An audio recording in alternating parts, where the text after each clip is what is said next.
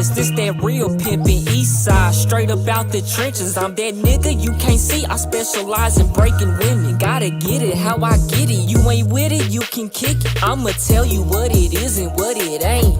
I ain't finna take you on no date, little babe. You got two options, work a job or hit the blade. What you wanna do? Either way, I'm the one that's receiving all the pay. Money management services is what I orchestrate. Watch me boss your life up once you choose up with the play. I ain't interested in sex, I strictly want the severed heads. House cats the only thing that's sleeping inside my bed. Ain't got the time for relations, baby, I'm a businessman. Trying to see how much I can make off selling tuna cans. So we gon' get along good if you into tricking men. Just don't go against the grain if you wanna see us win, right?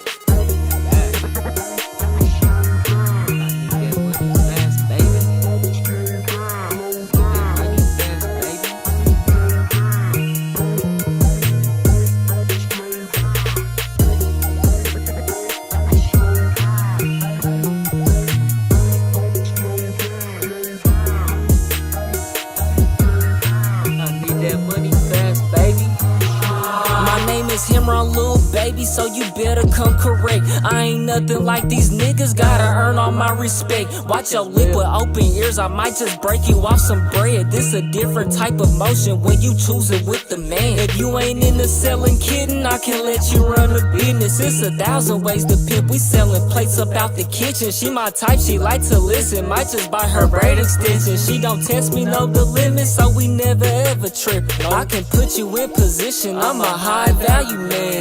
Pimpin' ain't dead, it just moved to OnlyFans. Only way I'll trust a bitch if she give me all the bands. That's how I know we locked in, yeah, we forever gon' win. Who you texting on that phone, it better be about some paper. I got trust issues, baby, so don't put me in no danger. I'ma kill you and them niggas if you ever try to play me. I need that money fast, so is you gon' be my hoe, baby, huh?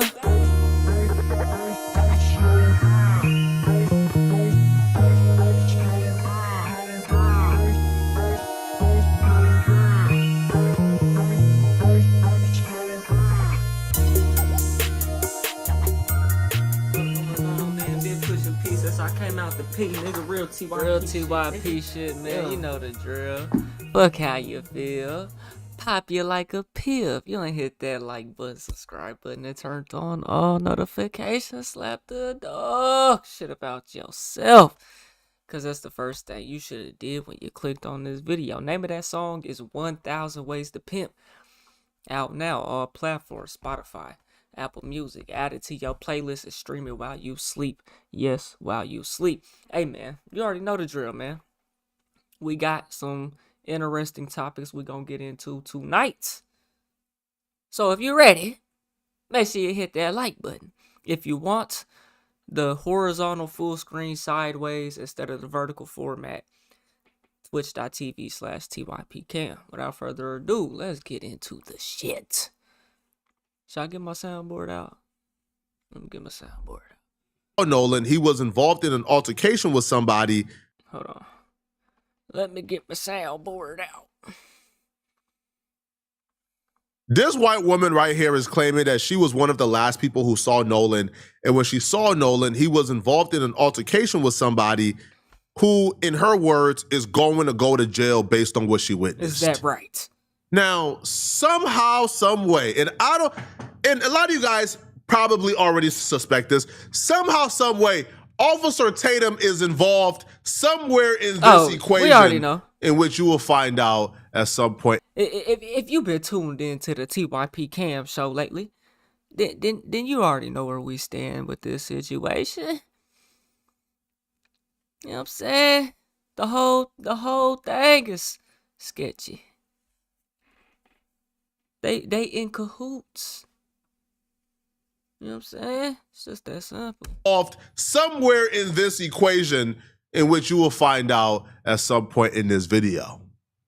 But here is what she has to say. Now, her page is on private, so we only have people reading what she said on her page. So this is what she had to say in terms of, the last sighting of Nolan. Now, apparently, she didn't just see Nolan by herself. It was her and her husband who witnessed this. I have not spoken publicly about this before, but I witnessed an altercation involving Nolan Wells from a boat nearby. What I saw has stayed with me, and I believe it's important information. I have provided or intend to provide my account to the appropriate investigators because Nolan's family deserves the truth. Out of respect for the ongoing investigation, I won't speculate beyond what I personally observed. While I was on the boat near the area, I witnessed an altercation involving Nolan Wells and several other individuals. I saw what appeared to be an argument that escalated after there was a dispute involving Nolan's phone. I heard Nolan yelling for his phone to be returned. The argument continued after the group reached shore, and I observed a physical fight involving Nolan and multiple people. I also observed a young woman telling them to stop. Ooh, he stole somebody's girl or something, bro. You know what I'm saying? They hating. It's something with that phone. See, it's a reason why the phone made it and he allegedly didn't make it back.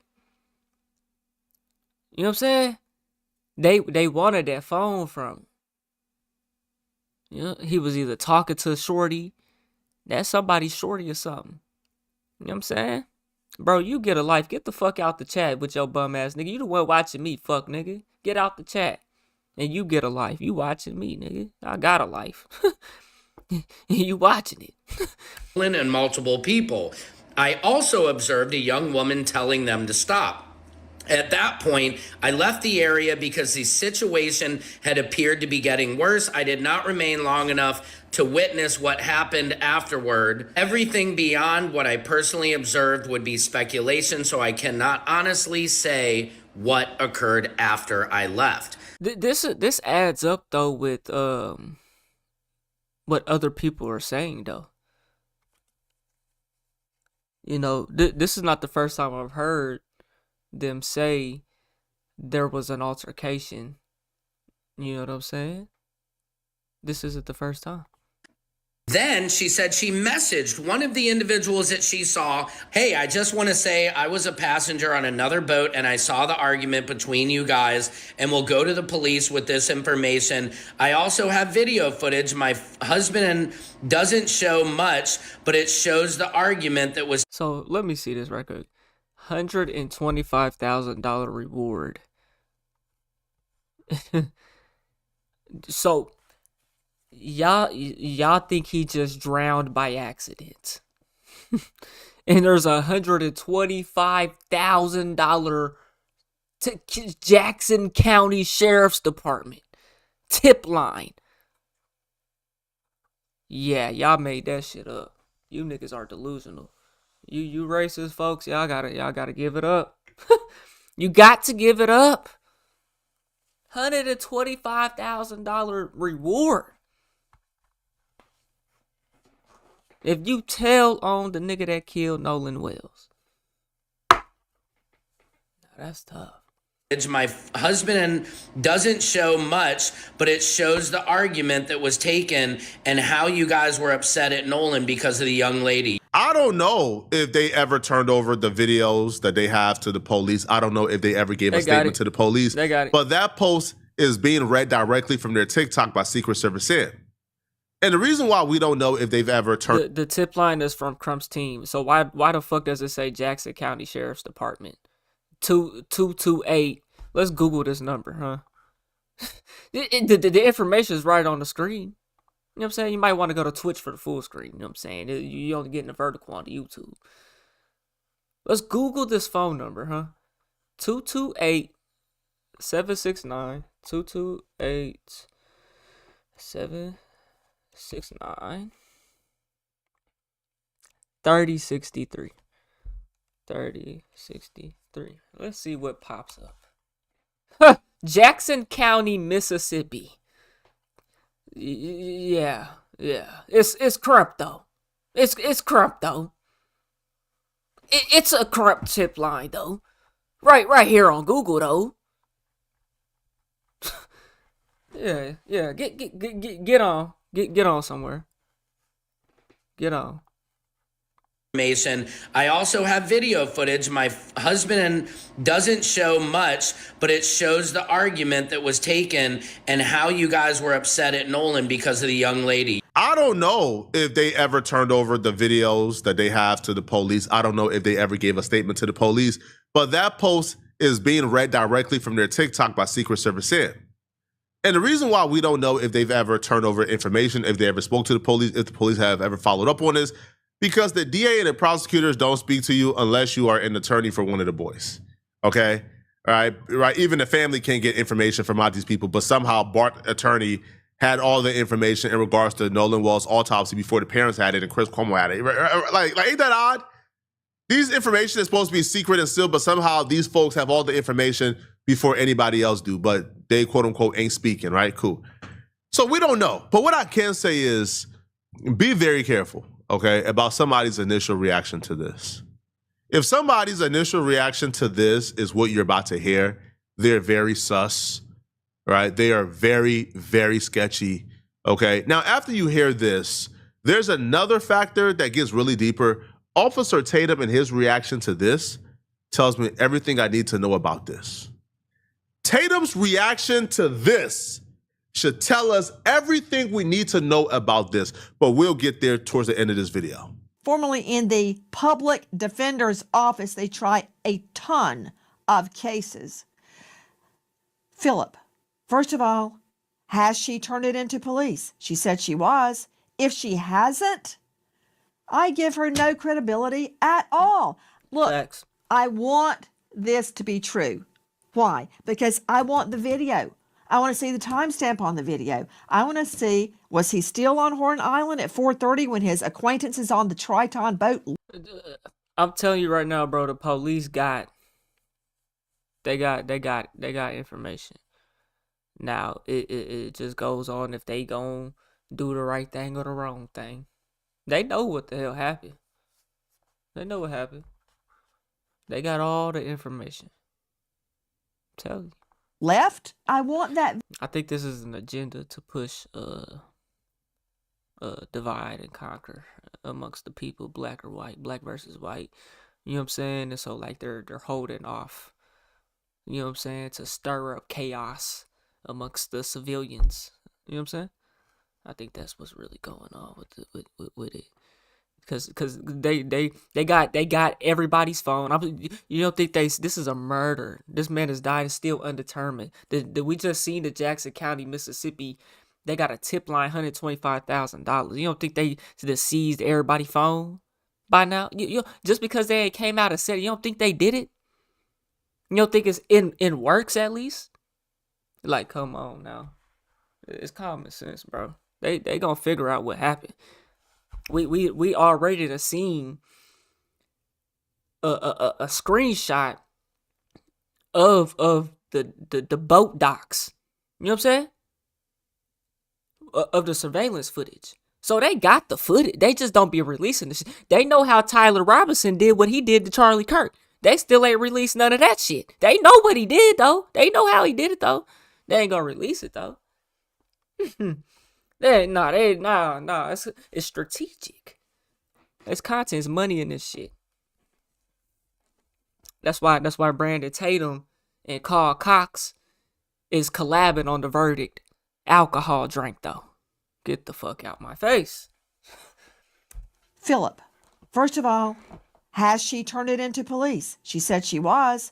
If she hasn't, I give her no credibility at all. Look, I want this to be true. Why? Because I want the video. I want to see the timestamp on the video. I want to see, was he still on Horn Island at 4:30 when his acquaintances on the Triton boat left? I want that video. And if she hasn't brought this forward to LE, law enforcement, then it means nothing to me. I mean, if I know a young man turns up dead in the water, and I know there's a controversy surrounding this. I mean, we know she knows that because she's gone online and posted it. Then why not hand it over to police? Agreed. And it should go to the grand jury for part of their investigation. But I got to tell you, if I were cross-examining her, should this even go to trial, the first question I'd ask her on that 4th of July, what she had been drinking. Before that video got activated, everybody would want to put him up. Drinking and smoking. You know how many people were partying Okay, man. out? Have you lost your mind? When I tell y'all we're in this fight by ourselves, we're in this fight by Was she about to get on his ass? Because I feel like she... What is he saying? Have you lost your mind? When I tell y'all we're in this fight by ourselves, we're in this fight by ourselves, bruh. None of these people want to see justice. None of them. When it comes to this situation, in this case specific, Okay, you don't get what I'm saying when I said they're still using it as an agenda. See, you said Charlie Kirk was assassinated by the government, correct? Nolan Wells was killed by white folks, correct? They use real and orchestrated scenarios, bro. Charlie Kirk is an orchestrated fake scenario. It's real. You know what I'm saying? The nigga really died. But it was all planned out. This was something that happened in real life. And now they done got their hands in it. And that's why I said they're using it as a divide and conquer to make it a black versus white thing. Because they know naturally that's what it's gonna be, so they gonna push it and blow it up. You know how many times this happens? You know what I'm saying? And we never hear about it. none of them. When it comes to this situation, in this case specifically this case, these people act like they don't have common sense. These people all of a sudden lose all rationality. They lose all common sense.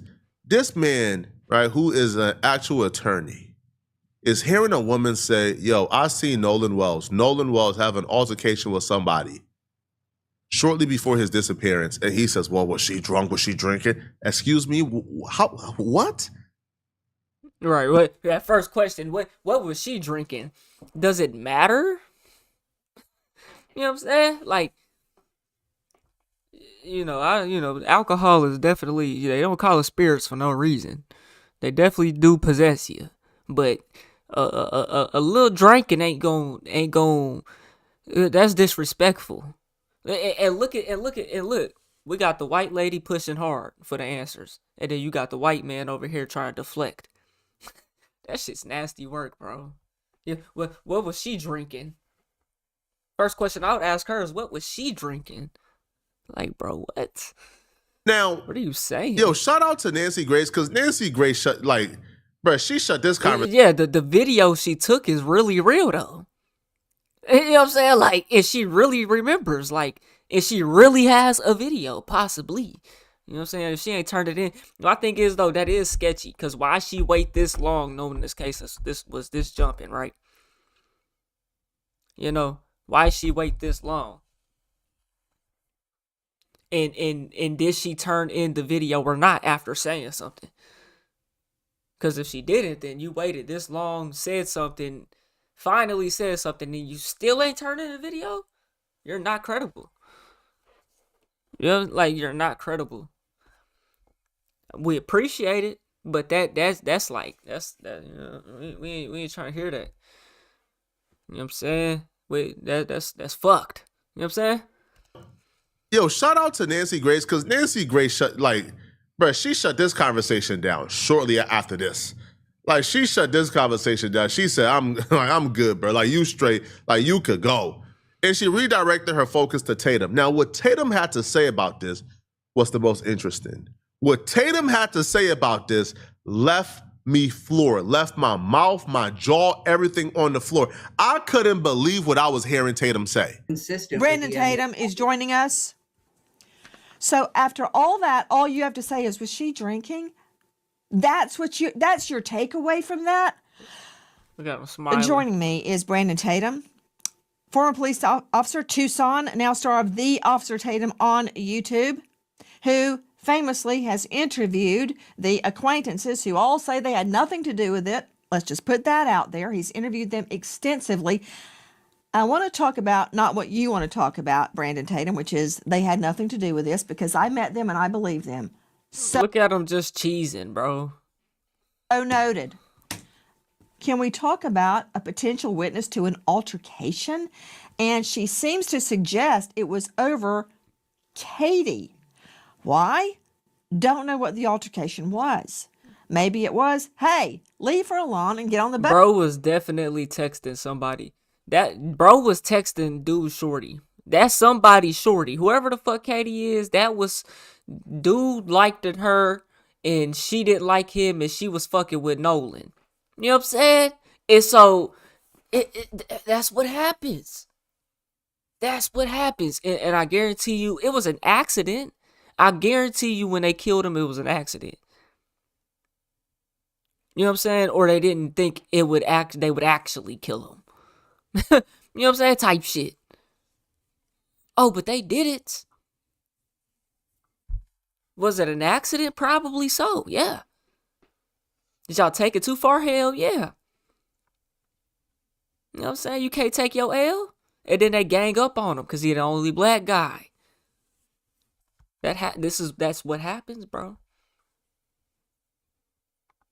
Or leave her alone. She's my girlfriend. Or it could be anything.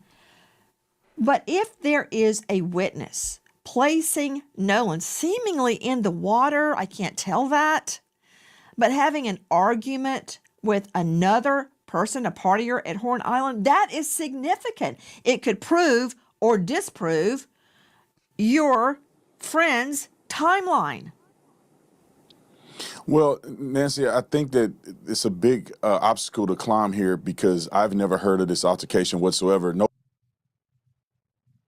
Tatum, what?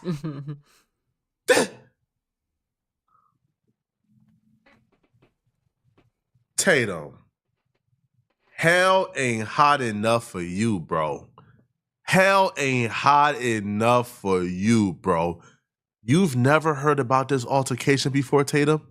Yeah, he lying. Cause that ain't the first time I heard that. That ain't the first time I heard that. That's actually like from day one. You know what I'm saying? You mean wait, hold on. Yeah, what was she drinking? Tatum. No, I didn't hear that right. Play that. Nah. He didn't say that. Your friend's timeline.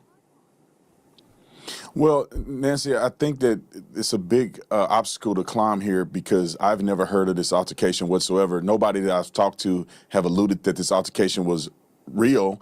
These people lie so much they can't even keep up with their own lies anymore. They tell so many lies they can't keep up anymore.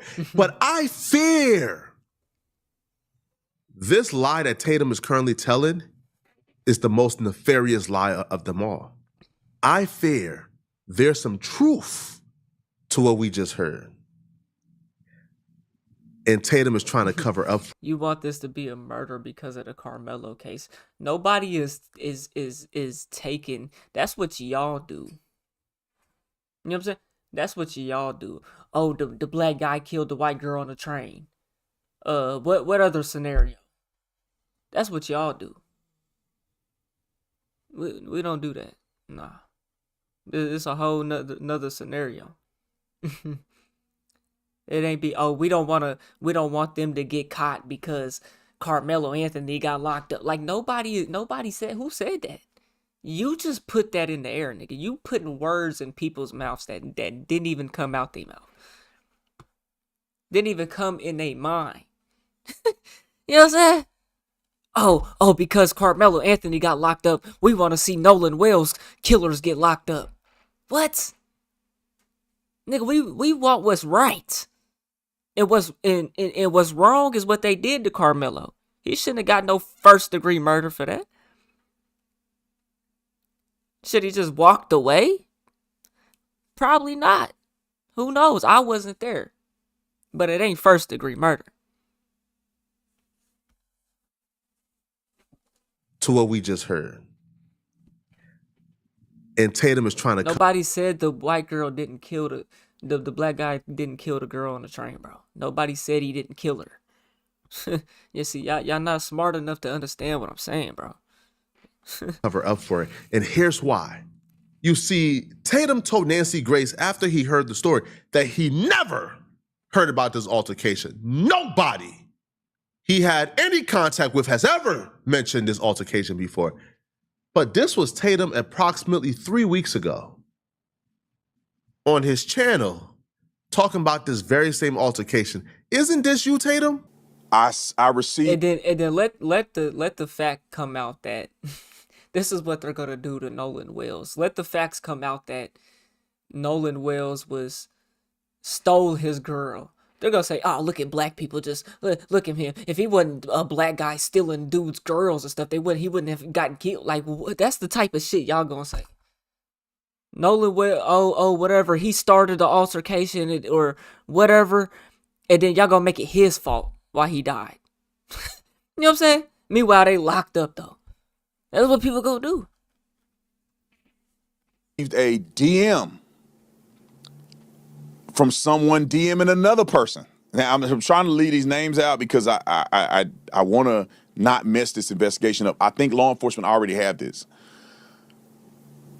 Oh yeah, I already know Poetic Flacco on that grifter time. I already know.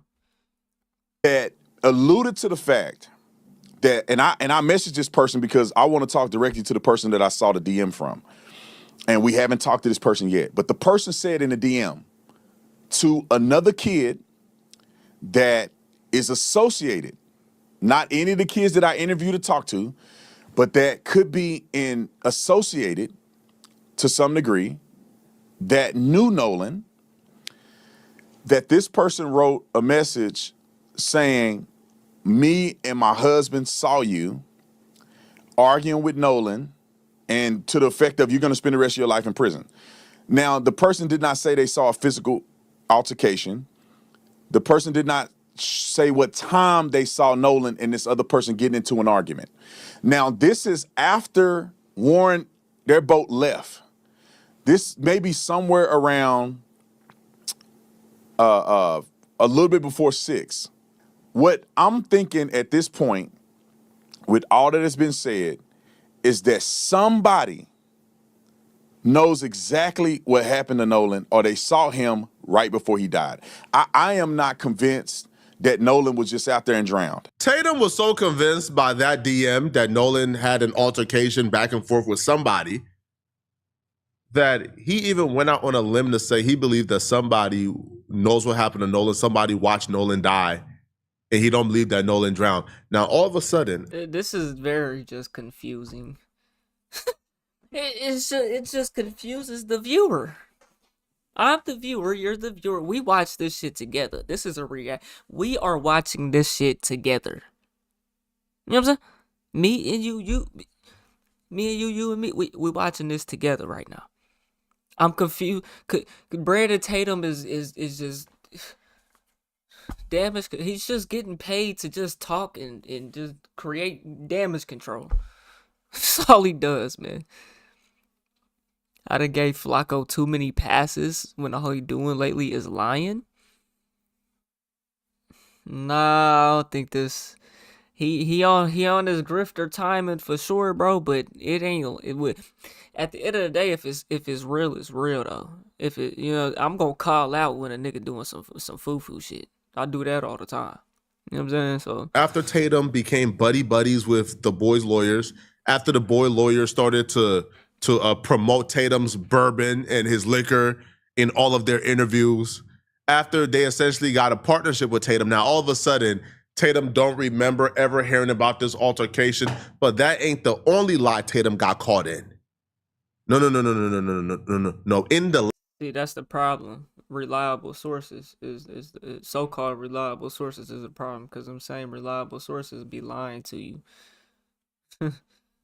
You know what I'm saying? Go turn on the news and watch the Nolan Wells case. I guarantee you it's going to be completely different than what we talk about by design. You know what I'm saying? Last 24 hours, it got exposed. Damn near all of Officer Tatum, quote unquote, sources were all lies. He either made it up himself or he's lying about everything he once knew because he realized those things now implicate his friends and his homies. Allegedly, I don't know, okay? So that man just explained the exact altercation that person is describing. Nancy Grace asked him about the same altercation he already talked about 3 weeks ago. Now, all of a sudden, he has no idea what's going on. He never heard of it.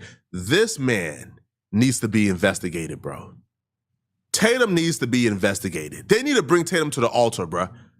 Because you can't keep getting away with this. And also Katie, whom I saw her text messages, she didn't even say this altercation occurred.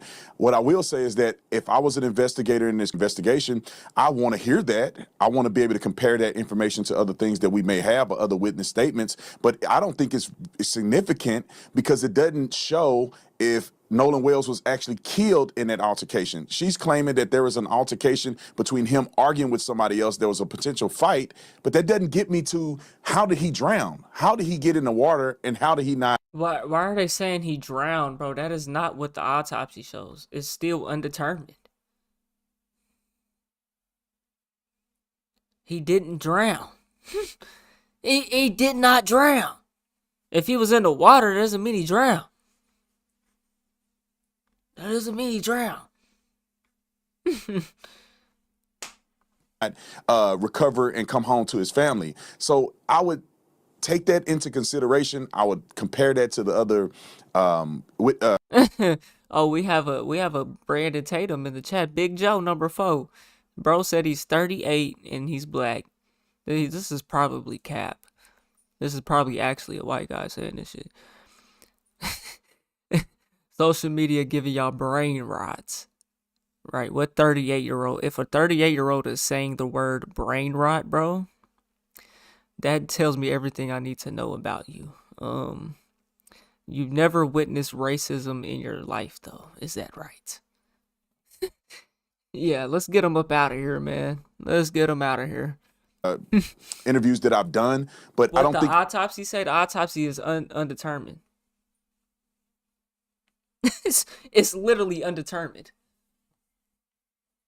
In the state or the city, the police, I was reading online, they can't release their autopsy until trial. So that's why we had to go off the independent autopsies. The independent autopsy showed red discoloration, you know. it's significant whatsoever. However, I would be incredibly skeptical because there's no other statements that I've heard from anybody that comes even close to an altercation with Nolan Wells and others. Here goes someone. Look, and this is proof. Notice how when I said this actually a white guy, he hasn't even commented again. Oh, there he goes. He's out now. There he goes. He finally commented. He said he called me a buster and now he's out. Yeah, because I exposed that. He's actually a white guy saying that shit.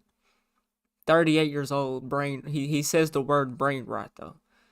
That tells me everything I need to know about you, bro. I could picture your player build without even seeing you. Plate cleaner, Hall of Fame. You know what I'm saying? It's over a girl.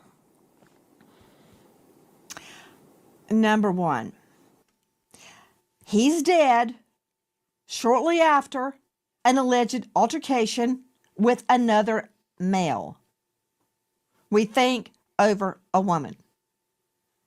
See, in my world, I put together both circumstantial and direct evidence. Direct evidence would be, for instance, DNA or a fingerprint. Circumstantial evidence is the timing of the alleged altercation and his death. Right? Nancy, so but Nancy, it's hard for me to believe that there's some kind of altercation on Horn Island just before he dies. And they were not connected. That's hard for me to believe that. Well, Nancy, she's not saying he lost the fight. She's not saying that he got beat up. If you look at the autopsy, there's no clear signs of blunt. She didn't say, she doesn't know what happened because she didn't stay. Force trauma to his face or any of the vital areas that could kill him. So it doesn't appear that there's any indication that he lost a fight, that there was enough trauma in this particular. Look, there's that red discoloration on the back of his head, though. Let me see. There's any indication that he lost a fight. I don't know if y'all gonna be able to see that on the full screen or on the vertical stream, but go to Twitch if you want the full screen horizontal. You can see it on there for sure.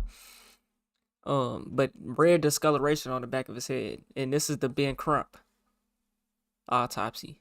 You know what I'm saying? Independent autopsy. You know, we couldn't get that information. Right. They said it was no foul play, right? But it took the independent autopsy to find this though. Right, that there was enough trauma in this particular. You see how Tatum has went from, do you see how Tatum has went from, hey, I was told this, and I'll be real, man. Hey, bro, like they're credible. And you know, listen, man, I now believe, I don't think he just drowned. I think somebody watched him die. Then shouldn't you still have that exact same thing? It's only been 3 weeks. Shouldn't you still think the exact same thing? Shouldn't you still believe what you said 3 weeks ago, which is, again, Tatum's exact word was, even if they didn't get into a physical altercation, I still believe somebody seen what happened, somebody watched Nolan die, somebody knows what happens. That's facts. They hit the back of his head and dumped the body out the boat. Something with the line, bro. It's something with the line. Then wouldn't this person be crucial and pivotal in figuring that out? Why is Tatum all of a sudden going against and attacking the very same information and evidence that he broke? Tatum was the first one to release this information 3 weeks ago. But now he's going against it. Now he's fighting against it. Now he's doing everything in his power to try to underplay it. Why? That's interesting. The only thing I could point to is, man, them boys got Verdict Bourbon in a background when they do interviews now. They promoting your bourbon for you. So now all of a sudden, yeah, they maximizing profits. You don't want to concede an inch that could, make people look bad. That's odd, Tatum. That's very odd. Very odd here. So do they think if she was sipping on some bourbon, you know what I'm saying, she would have been more in her headspace, in a better headspace to know what's actually going on? The first question I ask is what does she have to drink? Why you just assuming she has something to drink, bro? You know what I'm saying? So if she was to drink the bourbon, right? The Verdict Bourbon, right? She would have been good off though. What if that's what she had to drink though? What if that's what she actually had to drink though? Because Brandon Tatum got strong ties to Mississippi. He got strong ties to Mississippi. Especially down there, little old town, wherever the fuck they from. Yeah, he got strong tie down there. So she was sipping on that verdict. Like, that's odd, Tatum. That's very odd. Very odd here. See, this is not the only lie Tatum got caught up in. Y'all remember when Tatum came on his channel and he claimed that a source that was very credible, a source that's been 150% accurate, they told him that Nolan was on coke on the island. Y'all remember? I'm sure you guys do. Y'all remember that? Well, guess what? This was also a lie. But what I was told, and you guys, please take in consideration that it's reliable sources. Look, and that goes back to that shit I was saying. Like, they gonna try to make it his fault in some way. So what, the nigga? So if he did cocaine and got into a fight, so what? Somebody killed that nigga still. You know what I'm saying? If he smoked a little weed, was a little drunk, crossfaded, so what? However, the only way to prove the truth in this is if I see it with my own eyes, if the law enforcement have the investigation of this, and also when the toxicology results come out. But people are messaging me and telling me that there is heavy drinking and there's cocaine involved. And there's a particular person. I don't know about the cocaine, bro. I don't know about the cocaine, bro. People that do cocaine, that's a very small percentage of people, bro. That shit don't just be going around like that. There's a chance it could, bro, but that shit don't just be going around. Not in no small towns like that, bro. You know what I'm saying?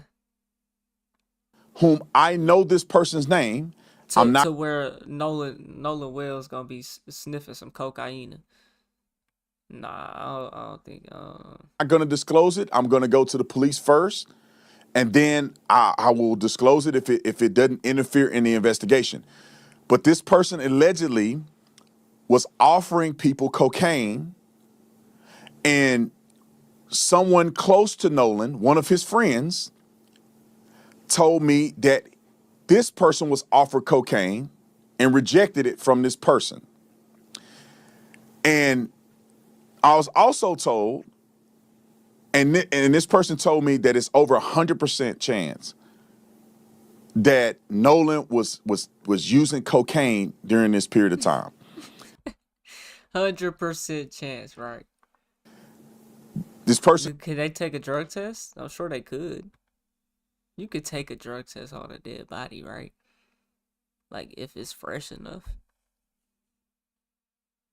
Did that test come back and actually prove that? Someone in the chat said there was no cocaine in the system. said Which I actually was think I googled that shit. We can do it right now.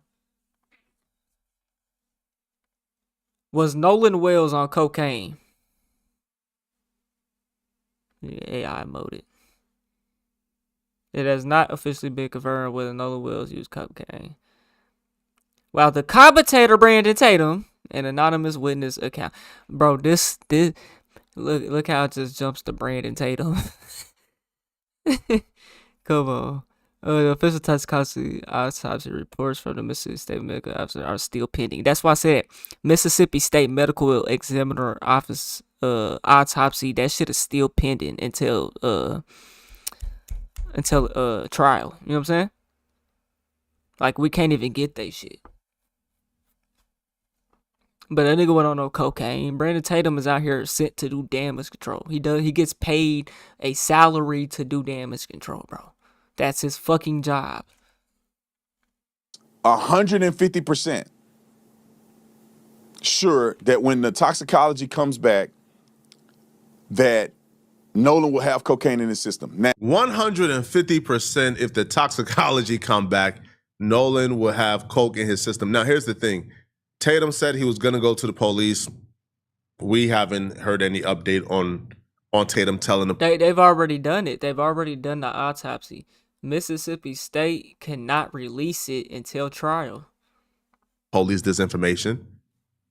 So Tatum potentially knew of a potential drug dealer who could have given Nolan drugs that could have contributed to his death, and Tatum never went to the police, never told him anything. All right.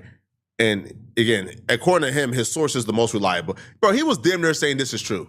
Like, yo, but once you reiterate, oh, this source have never told me bad information. This source have been accurate 1,000%. They've told me 150% Nolan gonna have coke in his system. Well, according to Nancy Grace and other experts, the toxicology is apparently back. And you know what's not in his system? Apparently coke is not in Nolan Wells' system. Oh, is that right? Right, so somebody in the chat said nigga was on coke, couldn't swim. Oh my god. Y'all people just are delusional, bro. Y'all refuse to even hear the truth. Like, see where it's coming from. Take it into consideration. You are not considerate of nothing. Tatum's quote-unquote expert was lying. Like, niggas is in this bitch saying, I sold him fentanyl. like these people, man. Tatum was lying. So now I can distinguish between what has Tatum ever said about this case that's the truth. I know they're saying they're done with the autopsy and that it's complete, which means the gross findings in the autopsy room, the tox, the histology, that means that autopsy report is complete. They just hadn't released their findings yet. And speaking of that, Joe Scott Morgan, I don't think they can release it till trial, y'all. I've heard the same, that the autopsy is complete. Yeah. There are reports that there is no cocaine in Nolan's system. That's uncorroborated reports, So this is confirmed. but a good source. No cocaine in the system. Yep. Joe Scott, when the body has been in the elements, such as the water, for that long, how can I confirm if he had been drinking or not? Oh, you can still pull a BA. Bro, how long was he?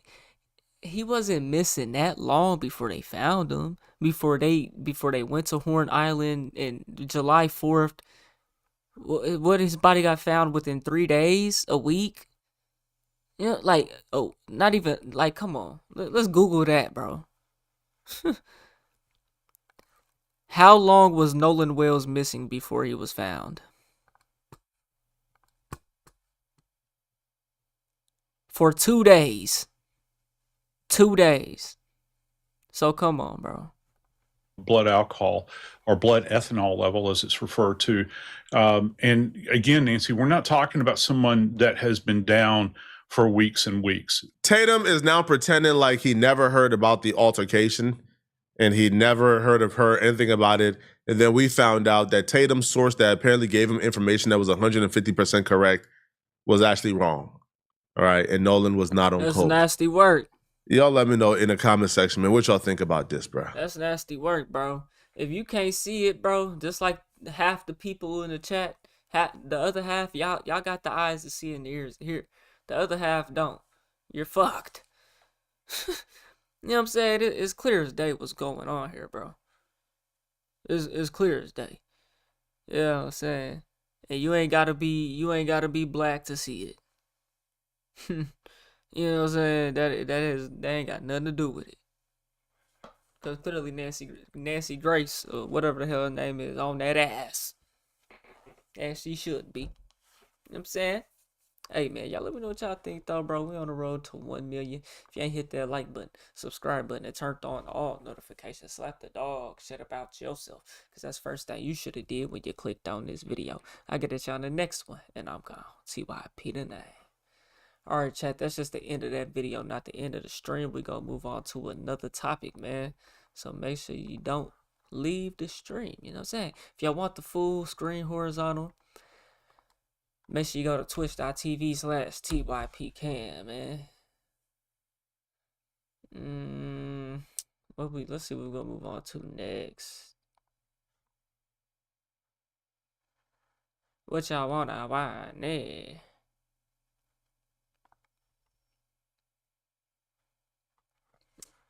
We're gonna react to AB's drinking is not funny anymore.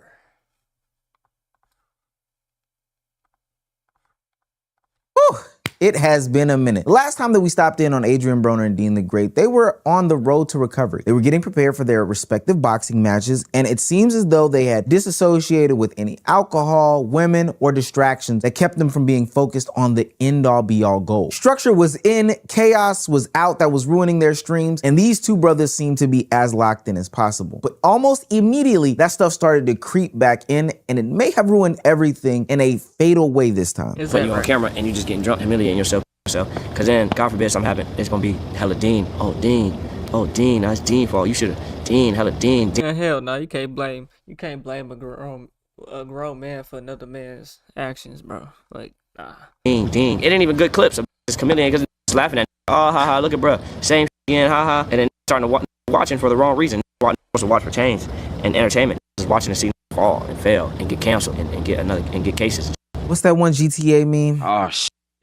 Here we go again. Their Locked In series didn't keep Adrian Broner and Dean the Great away from all of the travesties and controversies and chaos that had them ultimately destroying their career. It just temporarily put it on hold. If you're new to this and you haven't already, please hit that subscribe button. It's gonna go a long, long way for the channel. By the time you're watching this, we're already at 200K. Maybe. If we're not, then you should probably hit subscribe. Make a new account and hit subscribe. I don't care. Let's just get to 200K. Now, back into the video. Things were looking great for the guys. They had seemed to be on focus, had a clear content structure and plan, not just to put views on screens and eyeballs in seats, but ultimately something that would change their lives and their trajectory. And every single update that we got from them seemed to be more pounds shedded, better looking skin, and all of these things that would result in a better version of Adrian Broner and Dean the Great. Them niggas did not change, bro. Adrian Broner did lose a couple pounds though. Because he slowed down on the alcohol, but then he picked it back up.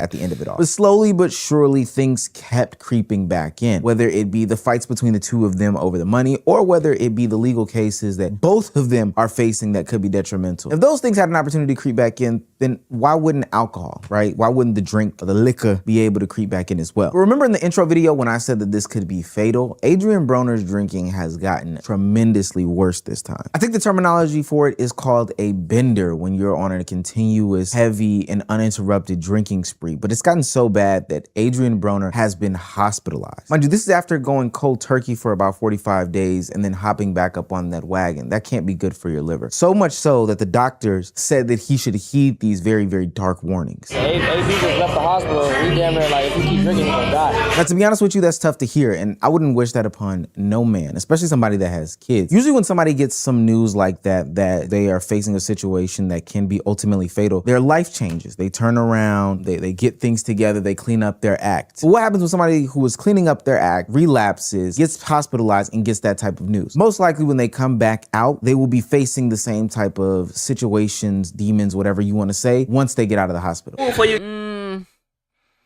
Not all the time, bro, because you relapsed, right? And then you got put back in the hospital. That should really be your wake-up call to let it go. You know what I'm saying, though? Gang.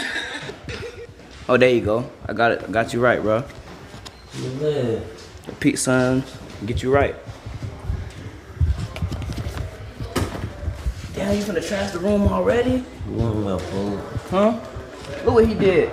Nigga walking around like a fucking zombie, bro. Look what he did. Hey, why? My food. Ain't this his son right here? There's your food, You want bitch. pizza. You walk through like you can't get wet. Man, nigga. You really run away from me. Chill out though. Then you threaten a nigga.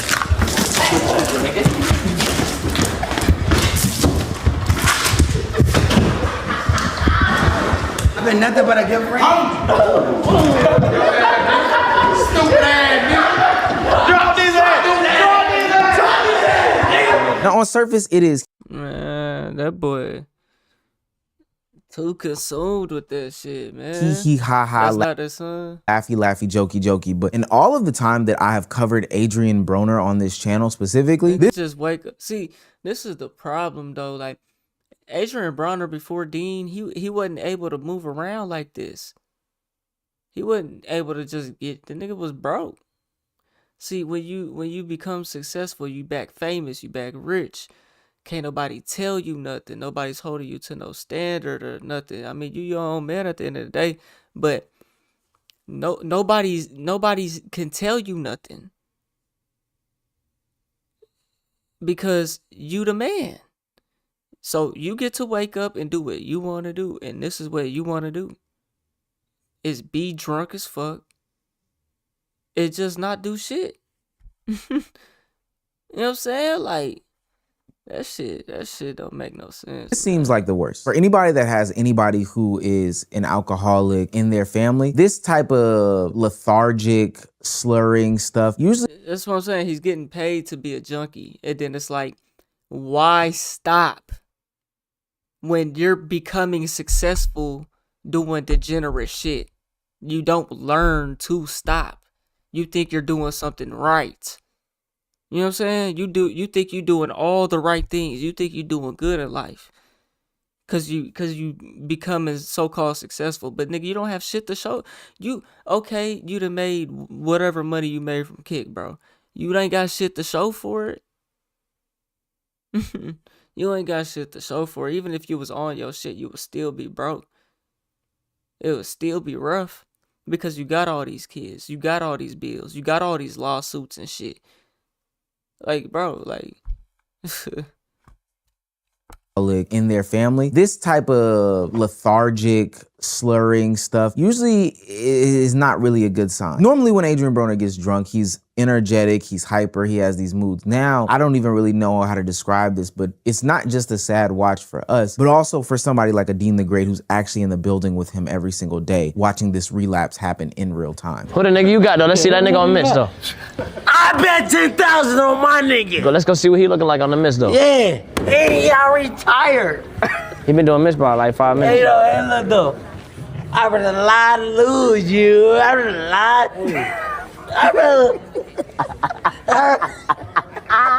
Tell your boy to get in there. It's like, bro, if you come around these niggas and you not like your own person, these niggas are the center of attention. So it's like, bro, it's either you accept it because they're cool, they're famous, they're rich, they're getting money, you know what I'm saying? And you be around and you just be with this degenerate shit. Oh, this drunk ass nigga just bullshitting and not doing. He's just bullshitting.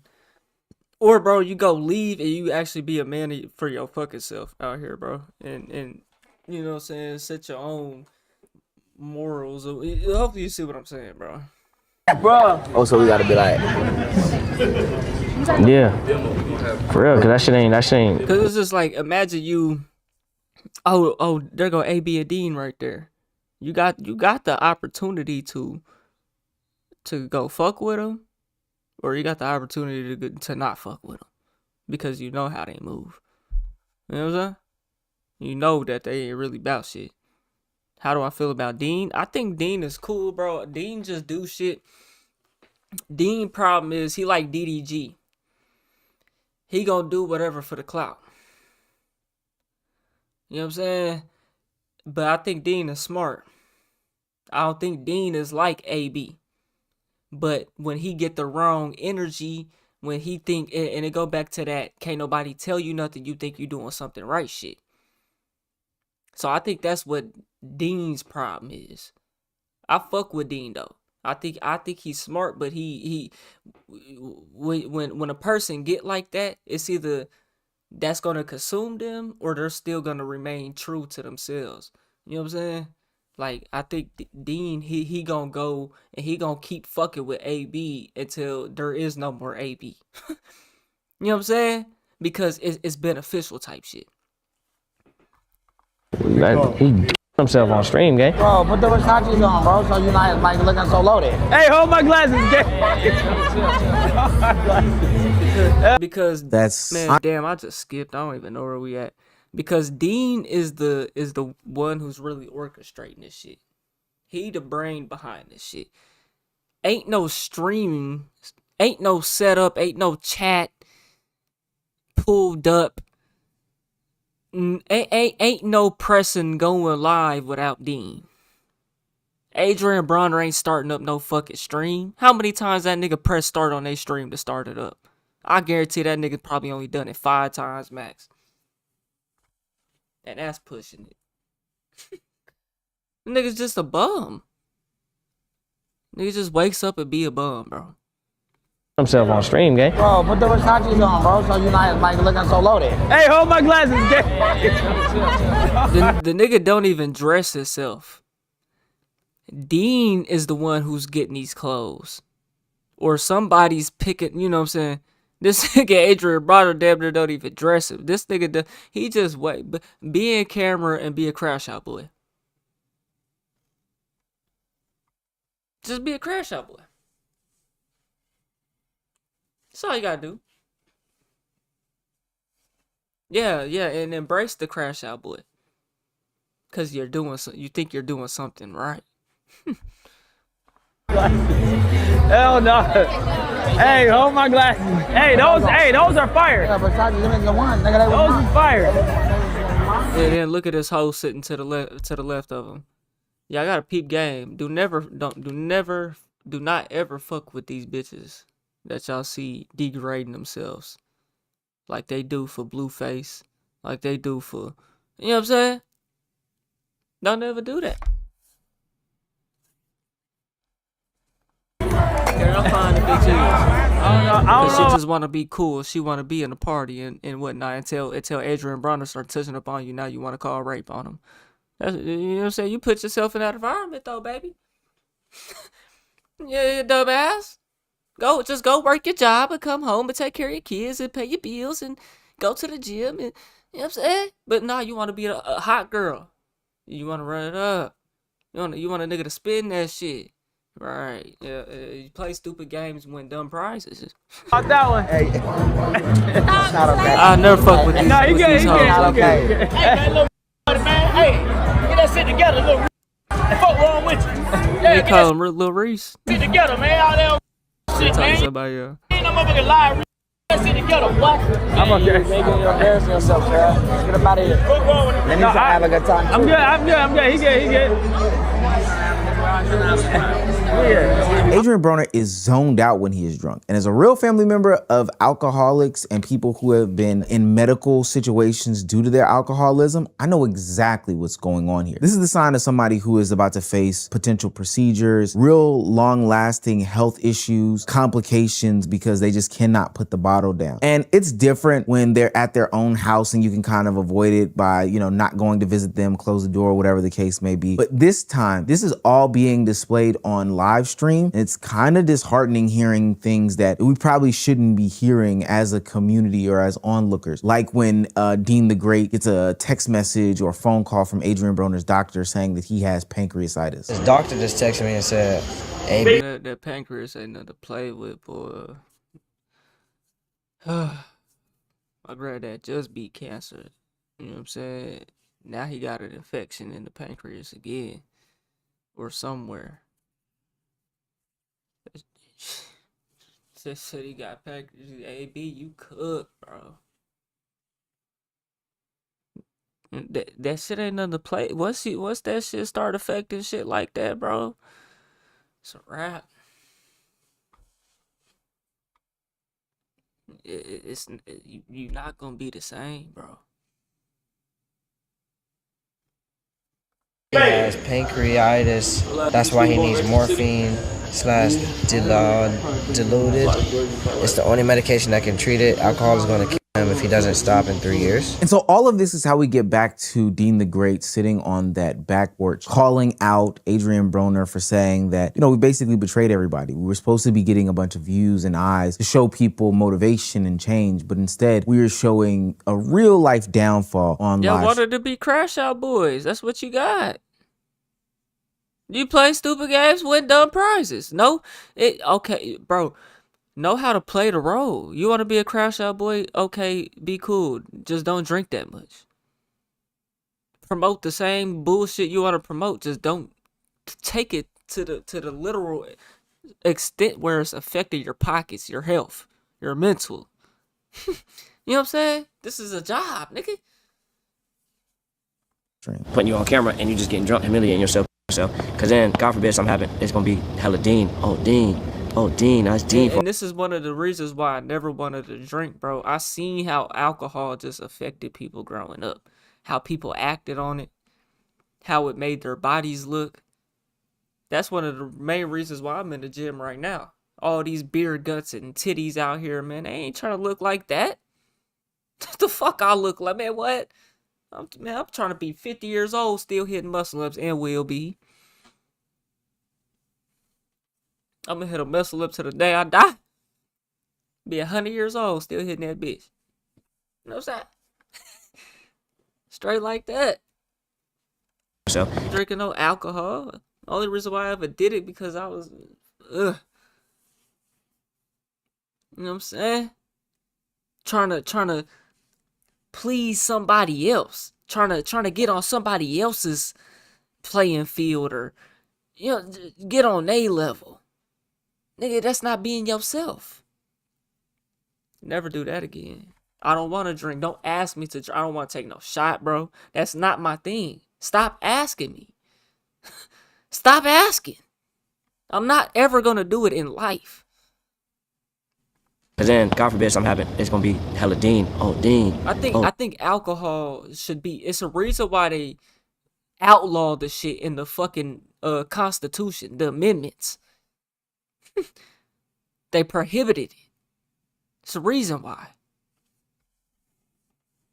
Dean, that's Dean fault. You should have Dean, hella Dean. It ain't even good clips. It's chameleon because it's laughing at. Oh, haha, look at bruh. Same again, haha. And then it's the shawties stay lit. So man, no cap. They love that alcohol, bro. They love that shit, and that's the number one turn off for me, because I got with a shorty, bro, and I didn't even know she drank, and that was her coping mechanism. I had to find that shit out the hard way, nigga. You know what I'm saying?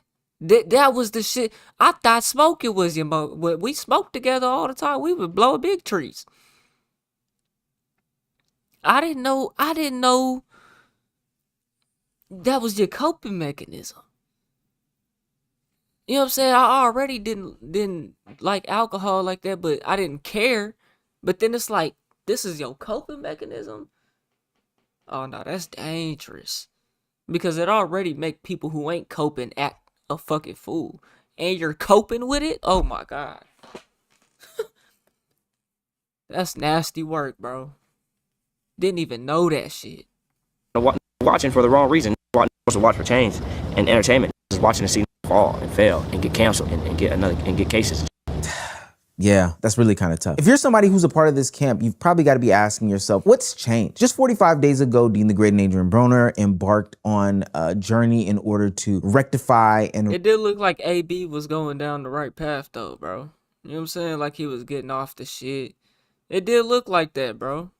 Right their wrongdoings, you know, be on a better pathway for life, et cetera, et cetera. But all of a sudden, there's been this total 180 change back into what they've been doing. When researching this video, I saw that the biggest difference was Adrian Broner is trying to live his young life still. He's holding on to like he like a high school hang on, bro. You know what I'm saying? He's hanging on to that old life, and he wants to be young at his he thinks he's that still. But he ain't. the location. They are no longer in that boxing warehouse where they were locked in for 45 days, and they're out in this mansion. But why is this so different now?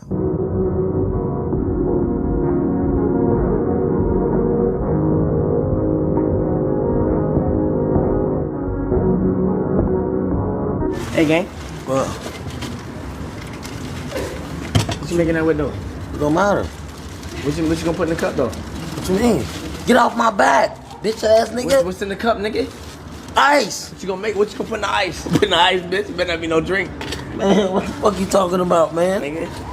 Like, better not be no drink. The warehouse isn't just a building where all of the equipment is, but it symbolized something. It gave them structure. The warehouse had rules. There were no bars, there was no girls, there was no alcohol, good food, good workouts, and structure. And inside that environment, Adrian Broner I don't know if y'all have ever just tried a cold turkey. A habit that you do, smoking, drinking. It could be anything. Trying to sleep in. You know what I'm saying? That shit hard, bro. You can't just jump into it, bro. Like, instance. So the reason why I quit smoking the vape, the weed pens, that shit was building up so much mucus in my nose, my lungs, my throat, all that shit. I was coughing like a motherfucker. I'm saying that to say I quit smoking those. I completely went cold turkey on weed in total for a good like 6 months. Didn't smoke nothing, didn't nothing. That shit was hard as fuck. Felt like I was gonna throw up, eating, didn't have no appetite, couldn't sleep. You know what I'm saying? That shit was hard as fuck. And so what I'm saying is I recently I started back smoking again, right? And I started back smoking the weed pens. That shit I started coughing like a motherfucker. Mucus all, can't breathe, none of that shit. I just switched back to smoking pine cones, treat, you know what I'm saying? Like last week. I already feel a difference, but I noticed that, you know what I'm saying, it's a little bit harder for me to eat because I ain't smoking constantly. You know what I'm saying? And it don't hit as hard. But I see the positives. I ain't got all this mucus built up in me no more. You know what I'm saying? I ain't coughing like that. You feel me? What was we saying though? good food, good workouts, and structure. And inside that environment, Angel, appreciate the sub. Adrian Broner honestly thrived. There were no crash outs because there was nothing to crash out with. Sometimes the environment is the thing that really can change and make or break if somebody is going to do good or bad. And we were seeing that in real time as Adrian Broner was at a warehouse locked in for 45 days. Now, I'm not saying everything was perfect. Even with the warehouse of it all, there were still incidents that happened here and there. I don't know what's going on tonight. Hey, Dean. Hey, that's all. Whoa, bro. Well, you get drunk and just get gay. No. Fuck. No.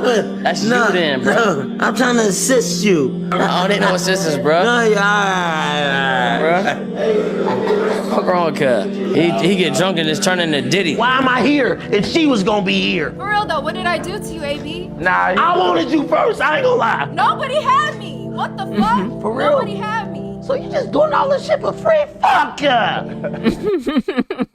We ain't gonna start sipping now, nigga. Yeah, nigga.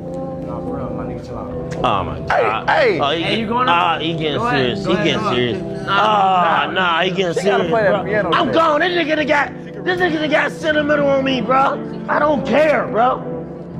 I don't give a fuck. Nigga, it's business. Stop fucking the business up, nigga. I don't give a fuck. Fuck, nigga, don't be a part of this shit then, nigga. But overall, I would say that it was That nigga's like a crybaby, man. That nigga.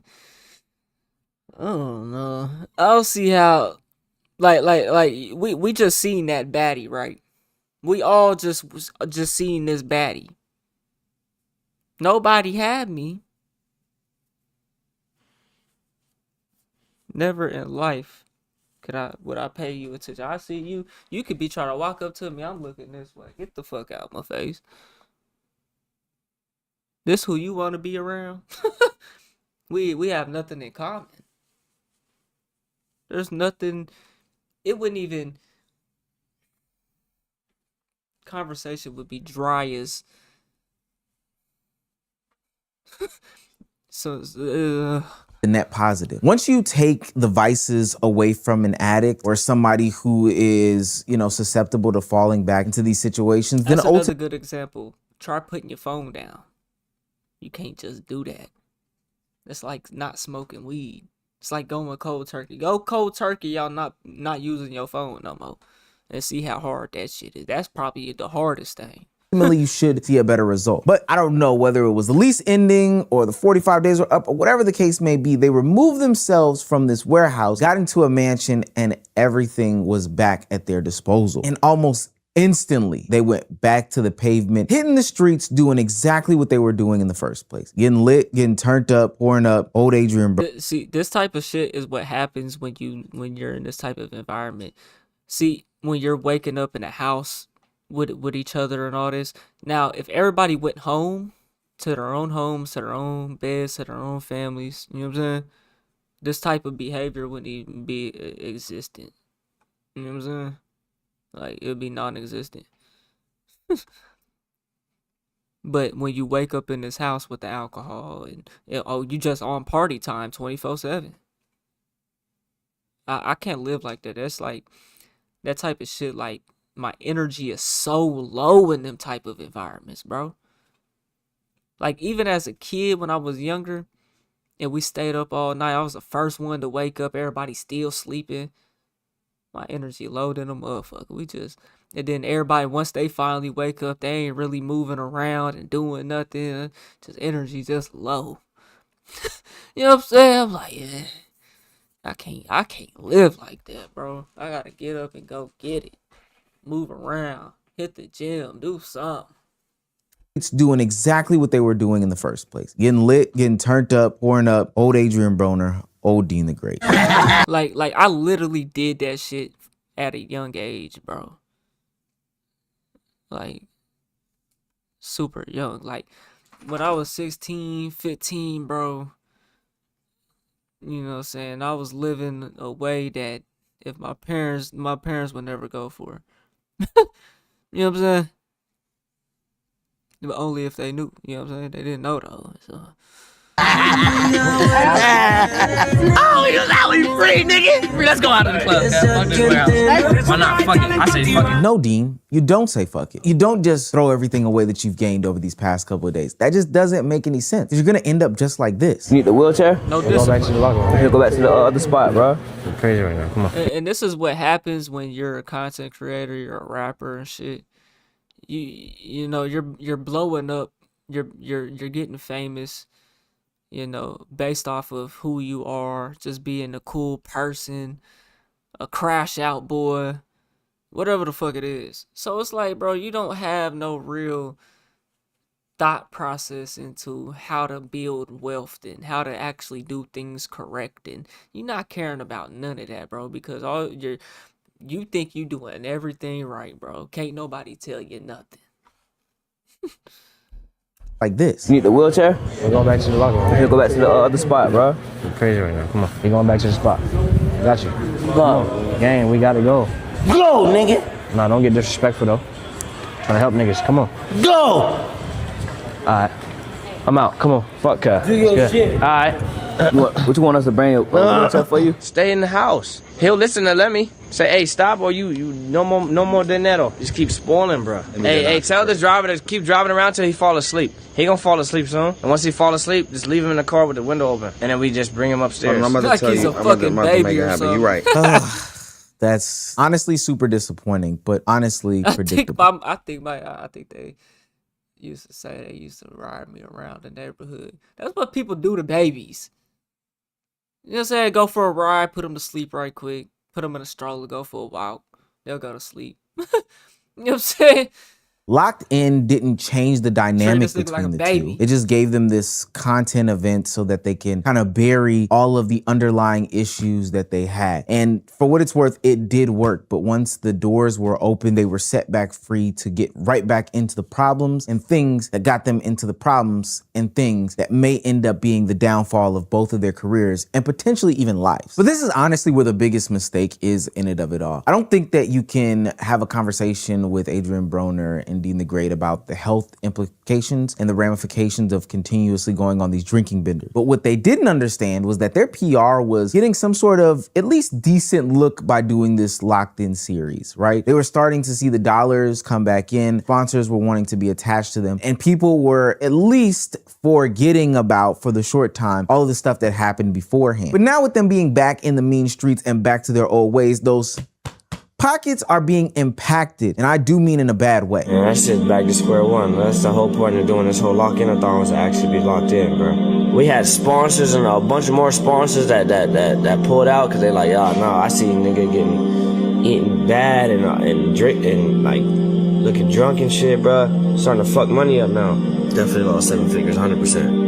100%, 8 figures. You kind of reap what you sow, and I don't know if Dean the Great thought that, you know, he would have the ability to dibble back and forth with drinking and then come back out of it to go back to a normal lifestyle and then kind of touch and play with it. But as somebody, again, who is a real family member of somebody who suffers from alcoholism, I knew exactly what was going on. You can't just breadcrumb an alcoholic. You can't say like, yo, we'll play with it today and then put it down and then go back to it tomorrow. Especially because they went cold turkey in the first place. Once they get a taste of that old thing, they want that old thing back. It's an addiction after all. Like you can't. Yeah, that is true. I mean, slowing down is easy. Like, it's not easy, but it's like, as far as like your withdrawals and your urges and like, cause I know when I don't smoke and I'm used to smoking and I don't smoke, I'm gonna be angry. I'm gonna be irritated. You know what I'm saying? So it's like, and that's one thing, like, another thing, after not smoking the pen and going back to treat, I get a little bit irritated faster because that pen, it just hits so hard and you constantly puffing it. You know what I'm saying? So them withdrawals, what I'm saying though is, if you can actually slow down, say you smoke 5 blunts a day, just do 1 in the morning and then 1 at night, or 1 at lunch, 1 at night, instead of doing 5 a day, and you can slowly work yourself out of it. That's good as well. You don't have to just go cold turkey. But the dangerous part about not just going cold turkey is, you can easily stay addicted. You know what I'm saying? But it will help you a lot with your withdrawals and shit. Like say you're trying to go cold turkey on weed, but you can't sleep. You know what I'm saying? You can't eat. Like, it's hella hard to eat. Maybe before bed, just smoke 1 blunt, and that be your blunt for the day. You know what I'm saying? And then that'll help you sleep. That'll help you. If you couldn't eat all day, try to force yourself to eat, though, because that's what's going to get you to break through it, though. You know what I'm saying? But okay, reward yourself at the end of the day for starving yourself. You know what I'm saying? And now you can eat, and now you can sleep in peace. And then you'll slowly work yourself out of it. And then every other night, just smoke a blunt. If you got control like that. Not everybody can do it like that. Play with this. So now things are starting to be impacted. The health, the money, those things are starting to be impacted. The event is starting to be impacted. The main priority is being lost in the sauce. And so 45 days later, maybe the guts are gone. Maybe they're a little bit more active. They can run a little bit longer, but it's almost like we're back to the same starting point. Dean the Great babysitting Adrian Broner while he's drunk, threatening to like step away from live streaming with him because he's so detrimental to the brand and the business and their health. Man, bro, gang. You cool? No, I can't stream with you, bro, if you keep doing this fuck shit, my nigga. For real, though. Nah, gang, for real. Bro. For real, my nigga. Nigga, cause I'm not, nigga, that shit bad, bro. Right. And then niggas feel. See, all that for real, bro. Come on, bro. All that. Nah, nigga, ain't even none of that. We just gonna walk away. My ignoring people and shit, my patience for people is like on 0, on 100. Patience is on 0. The hell, the other one is on 100. 0 and 100. Coming in and shit, that shit just bad luck, bro. You feel me? You. Yeah, but I'm not finna just condone that shit, my nigga. You ain't condoning nothing, bro. Stop saying words I can't spell, nigga. Starting to be Because I'm gonna tell you one time, and then you gotta want it for yourself. And then the moment I walk away, either you're going to come chasing type shit, you know what I'm saying, or you gonna continue to be you. You know. Now you playing, my nigga. I'm not playing with you, my nigga. For real though. On some business shit. Serious ass nigga. Go be serious. I'm serious right now though. It's a serious convo to have, bro. The conversation is over with. I'm done. I clearly see you're not ever gonna get through him. And see, this is Dean's problem right here. He tries to say this shit, but he don't really do it. He gonna let AB keep doing what he do because he know he's never gonna listen. And if he just walks away, there ain't gonna be no. There may not be. AB may not follow and want better, but he might. I don't know. The same shit, bro. Me personally, I just don't understand why he's. The idea is for him to, want better, but that ain't. You can't depend on that neither. So mad that he gave a thirsty camel water and they drunk up all the water. Like, that's what exactly is gonna happen. So we're back at square one, right? Where we started. Not a new chapter, the same chapter, but we just hit play on the pause button that we pressed at the beginning of the 45 days. Inside Locked In, Adrian Broner would become sober because there was nothing around him to make him not sober. Outside Locked In, with alcohol back, women back, no structure, the same problems came back in less than a week. Drinking again, hospitalized, Dean exhausted. The deeper question becomes, can you fix somebody by changing where they are, or do you need to really fix the root cause? Why they do what they do? Locked In may have changed who Adrian Broner was, restricting him from all of his different vices, but it didn't restrict him from who he actually is. It didn't change anything. It didn't address any real questions, deeper traumas, etc., that makes him who he is. So naturally, they had to leave the warehouse at some point, and he'd ultimately get back up on that wagon. So if Dean wants to keep this gravy train rolling and this friendship lasting, and ultimately Adrian Broner alive, he's got to make some real tough decisions. He can change locations all he wants. He could go from Miami to Tennessee, to Texas, to LA, to New York. That's not going to be the thing that stops Adrian Broner. They have to address the real underlying issues before it's too late. Hey man, y'all let me know what y'all think about AB and them. I actually did When I seen Chuck stream earlier, if that was actually live today, or if that was, I don't know if that was a rerun or what. But it looked like AB back in the warehouse streaming. You know what I'm saying? So I don't know. Y'all let me know what y'all think though, bro. We on the road to 1 million. If you ain't hit that like button, subscribe button, and turned on all notifications, slap the dog shit about yourself, because that's the first thing you should have did when you clicked on this video. I get it on the next one, and I'm gone. TYP the name. Alright, chat, that's just the end of that video, not the end of the stream. We gonna move on to another topic, probably gonna be the last topic of the stream. So let's see what we can come up with right quick. It has been a minute. Last The satisfying downfall of InvestFest. Let's do that one. Now, BT.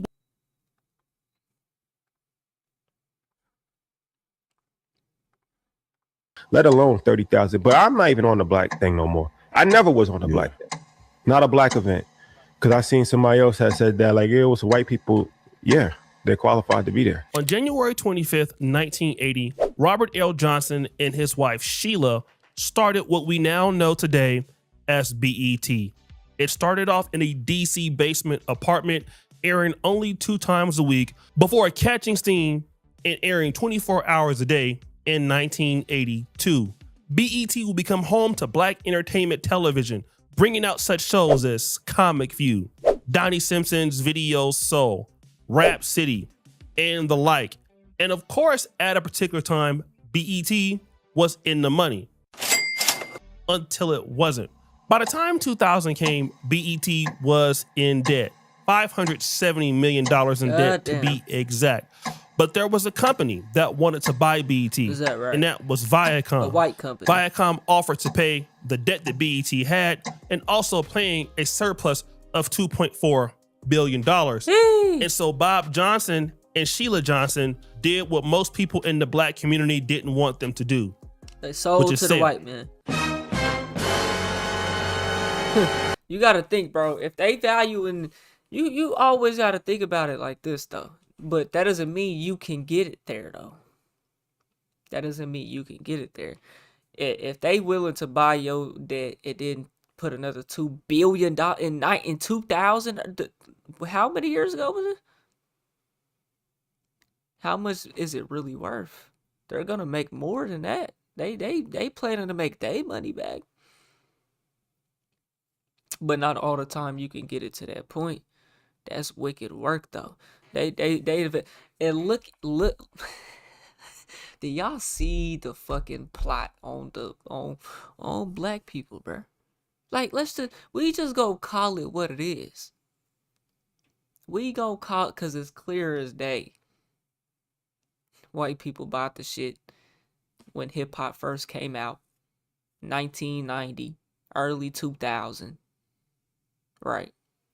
And now look, everybody's a street nigga catching bodies. Niggas don't even sell drugs no more. Ain't too many drugs to sell without killing somebody these days. You know what I'm saying?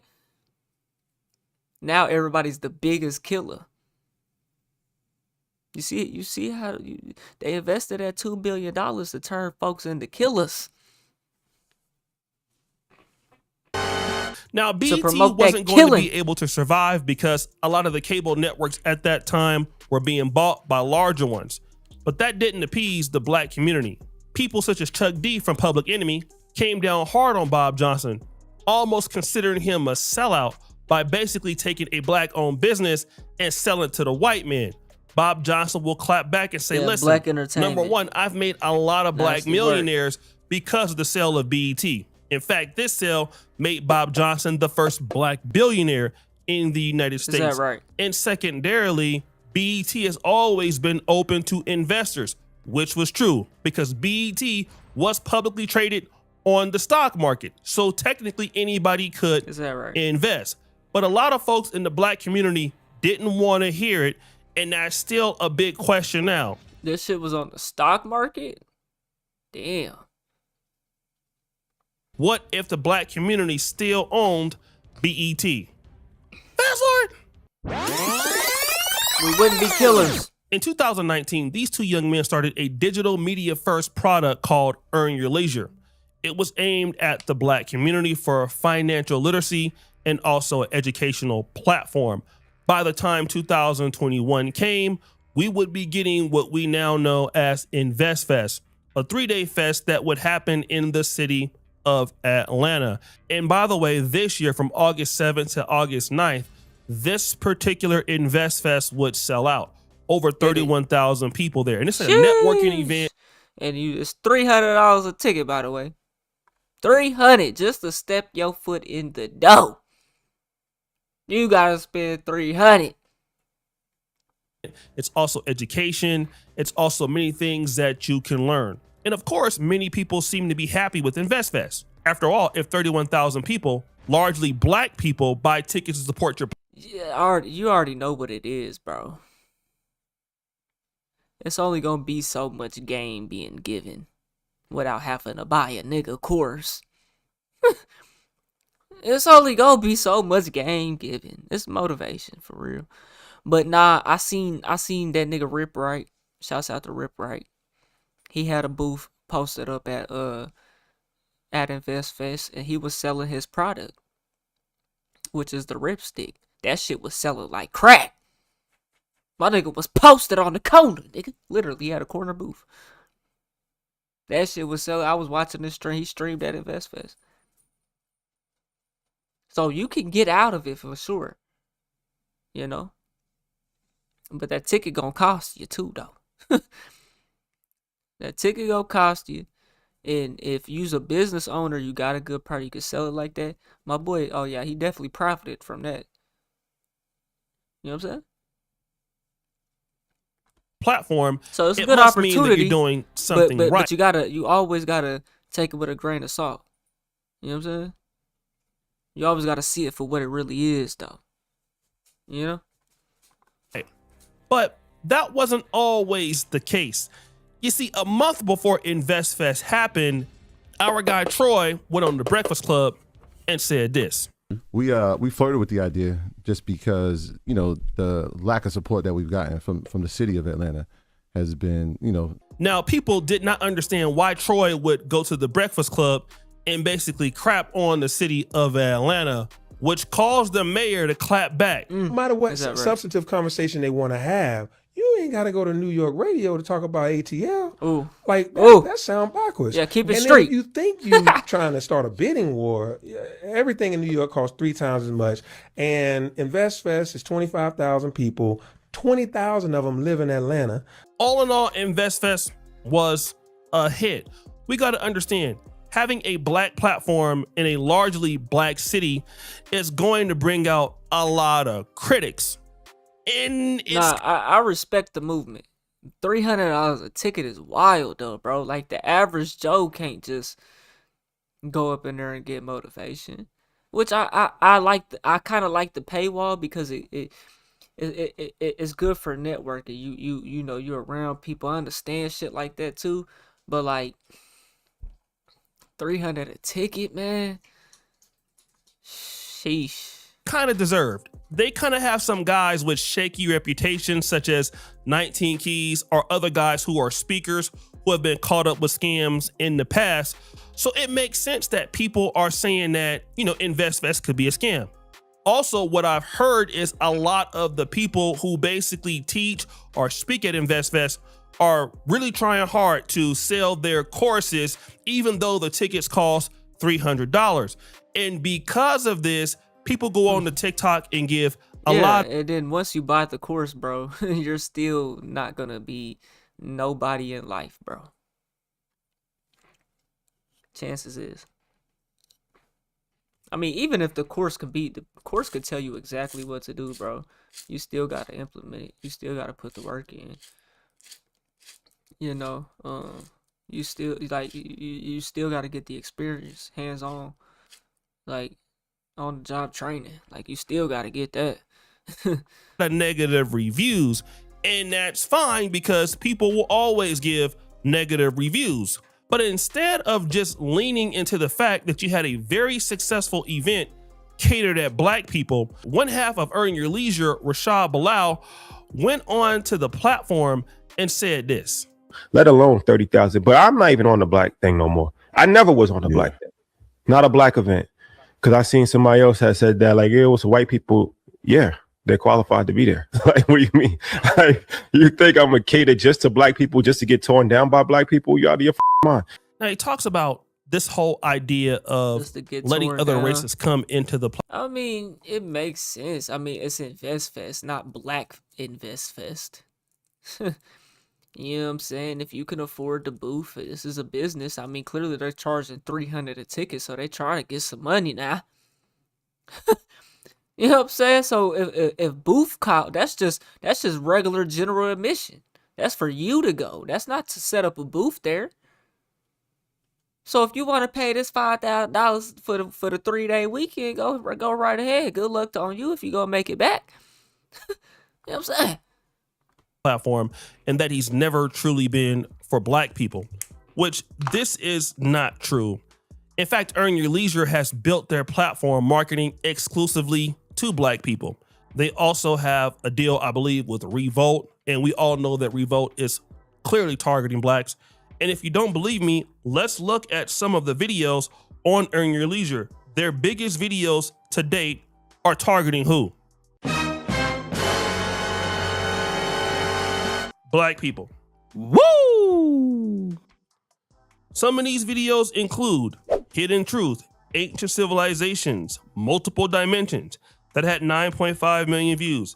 Secrets of the Soul of Cosmos, okay, that was with 19 keys. Food Matrix, this is with 19 keys again. Then you have Steve Harvey, from sleeping in his car to building a media empire. None of the top videos on the page even have a white person or an Asian person or a Filipino person, because your core audience is black. Furthermore, you picked Atlanta for a reason, because Atlanta is largely the black mecca of the United States when it comes to business and trade. And that's how you're able to sell 31,000 people in Atlanta, because a lot of people are already in the city. They don't have to come from New Orleans or Dallas or New York City to sell for the rest of the tickets. And I just heard about InvestFest this year only because of Rip Wright was there. You know what I'm saying? It's also very close to other states such as Alabama, Tennessee, Mississippi. It's right there in the heart of the South. Atlanta was chosen strategically. And then Atlanta is the black capital of America, bro. As far as the biggest black city, you know what I'm saying? Well, they're no longer majority actually. But you know, gonna be even more white people next year, and Spanish and the Filipinos, of course. Like, I'm done. It's been real. Yeah. What y'all for what? The only thing you're gonna do is criticize it and tear it down. And not pay and want to get it for free anyway. And not pay. That's it. That's the thing right there. It's a business, bro. It's a business. You know.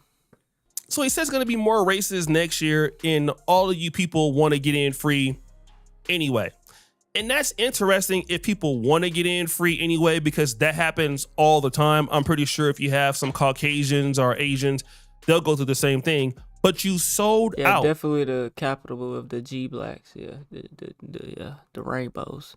And the reason why we Most know definitely you sold out is because it's all over the internet. You made a lot of money with InvestFest. So really the people that are hating on you don't really matter. But they made a mistake, which is painting everybody with a broad brush. And that is a disregard for your core audience, who is the black American community. And they're not the only person that just did that recently. You want to know else who did that? Y'all don't put food on my plate? Y'all don't pay none of my bills? Now, as he's berating the black community that he's largely been getting rich off of, his co-host Ian says this. Rashad, if black people built this, we can't turn our backs on black people. So Ian's letting them know, listen, the black community is what built this ship. And Rashad would try to come back to counter that and say, yes, we understand, but it's not all black. We want to make it inclusive. Now, this becomes the problem with so many people in black business. Now, when you're Earn Your Leisure, you're already selling out 31,000 people. You're trying to include all other people in your group, but largely all you've done is build your brand based off of black business.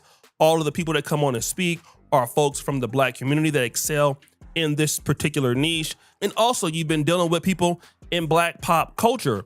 And if you look at Revolt and all of their other stuff, that's largely who they deal with. And they know they have a connection with the black community because of, they're relatively young, they speak the language, they have connectivity. Now you're disrespecting the people that are paying you because you want more. When we're talking about Bob Johnson in 2000, I can understand why he sold the Viacom. But yeah, truthfully, after hearing these guys speak, bro, I mean, what really are you gonna get out of InvestFest, bro? Like, me personally, the only thing I would get out of it is if I was to have a business and set up a booth there, bro.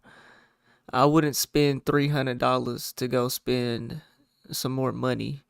You know what I'm saying? Like, it's called InvestFest, but we're not really investing in each other. We are though. If you have a product, I'm not gonna say that, but that's not really like what's being pushed here. You know what I'm saying? Like your shirt says assets over liabilities. Who's going there and acquiring any assets though? You know what I'm saying? Who are we really learning about how to acquire assets though? And how to really make money though? Or do we have to buy the course after we done already spent $300 getting it though? You know, like During your leisure, I cannot for the life of me, I don't understand why you want to make InvestFest so inclusive. And the reason why you don't want to make it inclusive is because there's already demand in Black America. I've seen so many people saying that they came from Black London to InvestFest. You Yeah. guys are already People come in from Accra. everywhere. It's so many people in the Black diaspora that want to come.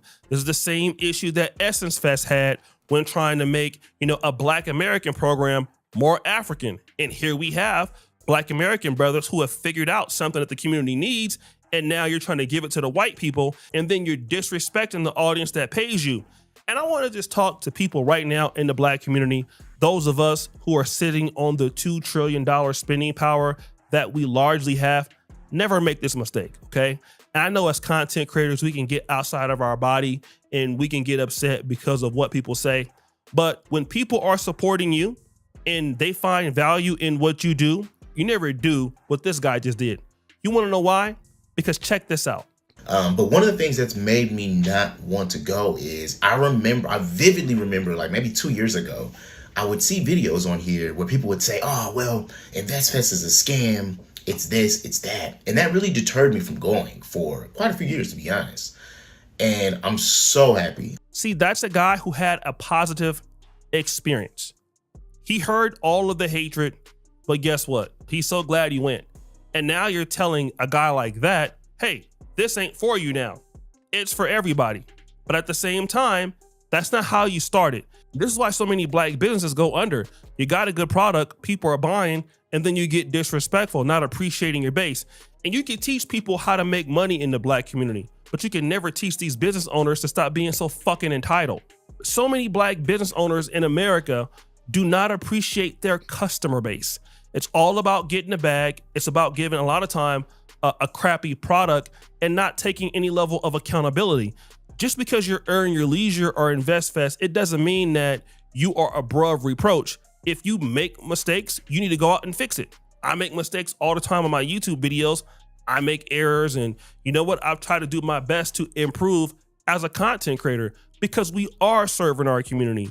Whatever we do is serving the community that we come from, and we should be glad to do that. And then we should be super glad that we're getting paid to do as such.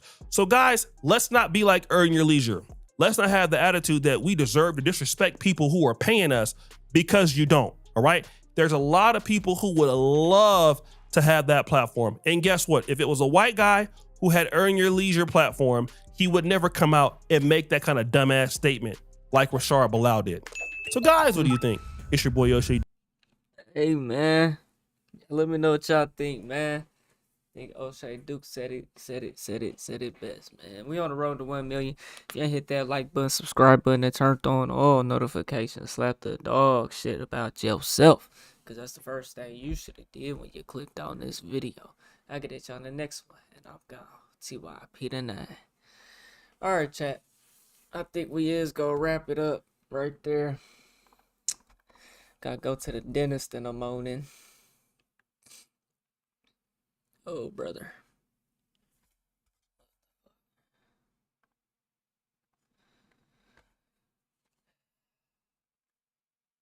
But we'll be back tomorrow, man. So if you're new to the stream, man, make sure you hit that sub button. Make sure you got on all notifications turned on because we will be back tomorrow night streaming.